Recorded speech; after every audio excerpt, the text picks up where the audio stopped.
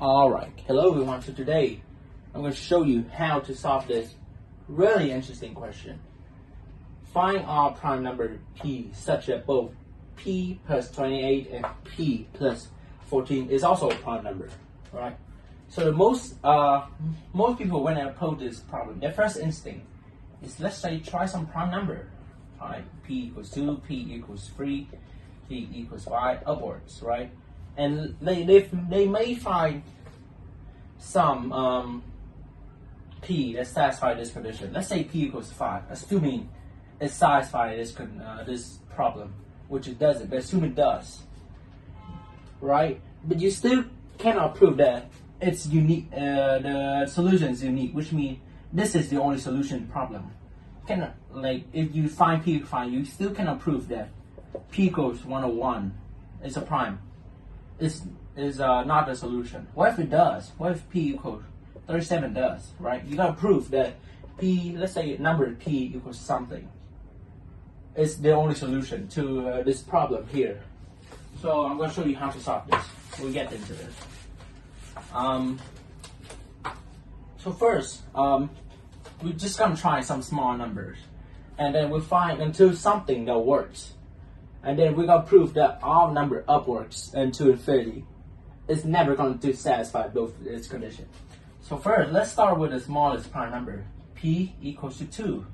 Soon as if p equals to 2, right? Let's find something that contradicts it. Well, easily, both of these works. P plus 28 equals to 30, which is not a prime number, and we're going to note it is not in the set of p. Let's say p is a set of all prime numbers, so 30 is not in the set here. So therefore it's not a prime number. Let's denote it so it is faster. And now let's try the next prime number, which is p equals to 3. Let's try p plus 28 first. It's 31. Whoa, it's a prime number. P plus 14, right? It's equals to 17. Whoa, it's also a prime number. So well, it's satisfying both the condition. P is a prime number, 3 is a prime number. P plus 28 is equal to 31, which is a prime number. P plus 14 equals 17, it's also a prime number. So of course, P13 satisfy our condition, right? So therefore, it's a solution, right?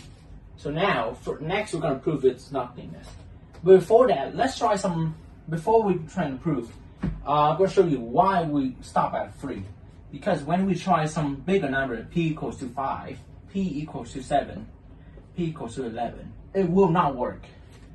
You can try it yourself, but I know it's just not going to work. Alright? I'm going to prove you why right now. So let's say if p is greater than 3, if p is greater than 3, right? P is a prime number, you notice this. So therefore, p is not going to be divisible by 3. Why? Because if a number that is, let's say a number a is greater than number p, a prime number, and a is divisible by p, then a is just never going to be a prime number. Right? It's basic number theory. Okay. So it's not divisible by 3. So therefore, p can only be in the form of 3k plus 1, or 3k minus 1. This is how you express, which means basically what it means is that p, when divided by 3, it can only have a remainder of 1 or 2, 1 or negative 1. Alright? It's only have a remainder of 1 or negative 1. So that's why we express this like this. And then of course we're going to say k is a natural number. K is a natural number, right? Okay. K is a natural. Wait. Okay.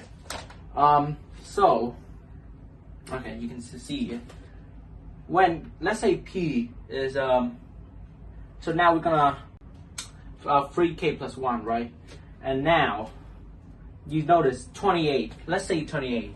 28 when divided by 3 is equal to 3 times 9 plus 1, right? And then 14 is equal to 3 times 4 plus 2. All right? You notice this. So now we're gonna pair them up such that it's divisible by 3. For example, let's say if P, okay, well, let's say P is equal to 3k plus 1. It's in the form of 3k plus 1, right? Then when P, you add 14 up, P plus 14, well, it's equal to 3k plus 14 plus 1 is 15. And well, that is equal to 3k plus 5. You see? 3k plus 5, which is divisible by 3.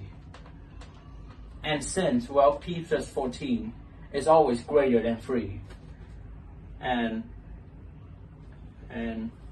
P plus 14 is greater than 3, therefore, P plus 14 is not a prime number, right? So therefore, P equals to 3 plus 1 already failed this condition, both of this condition here, right? So now we're going to consider the case of P equals to 3k minus 1, right?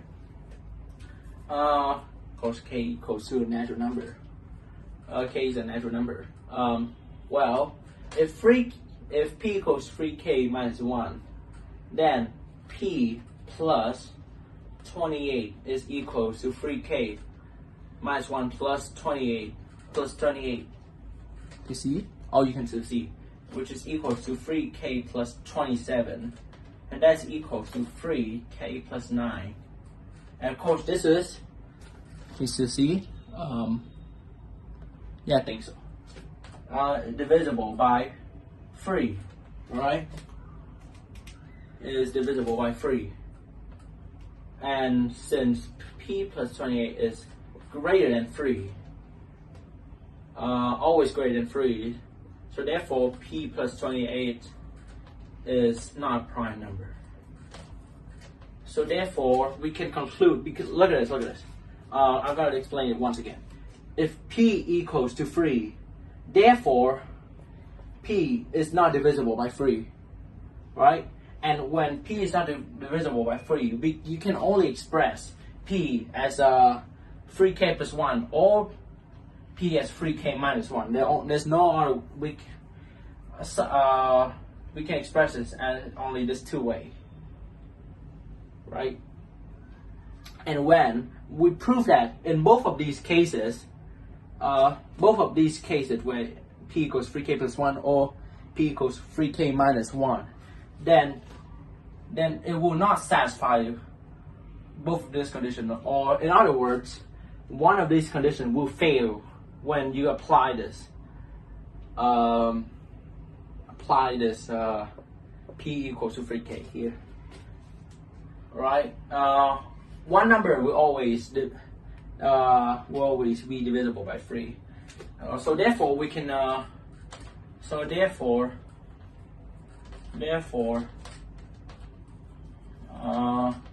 we can conclude that P equals 3 is the only solution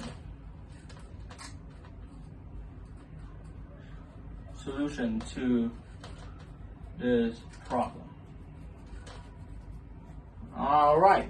Yeah, that's a way to solve it. I'm gonna take another look at this. Looking bored. Okay, so if you have any